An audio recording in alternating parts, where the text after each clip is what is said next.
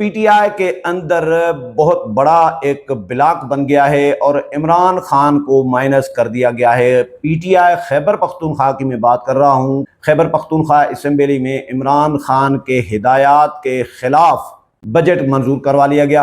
3 گھنٹے میں علی امین گنڈاپور نے بجٹ منظور کروا دیا، اور جبکہ عمران خان نے منع کیا تھا کہ مجھ سے ملاقات کے بغیر، مجھ سے منظوری لیے بغیر بجٹ منظور نہ کروانا۔ ایم پی ایس کو بھی عمران خان نے منع کیا تھا کہ جب تک جو قیادت ہے کہ پی کے کی، وزیر اعلیٰ اور باقی جو لوگ ہیں، وزیر خزانہ وغیرہ، تو وہ جب تک مجھ سے نہیں ملتے، مجھے بریف نہیں کرتے بجٹ سے متعلق کہ کیا کیا بجٹ میں رکھا جا رہا ہے، کس مد میں کتنی بجٹ رکھی جا رہی ہے، کس مد میں کتنی، ممبران نے عمران خان کی بات نہیں مانی۔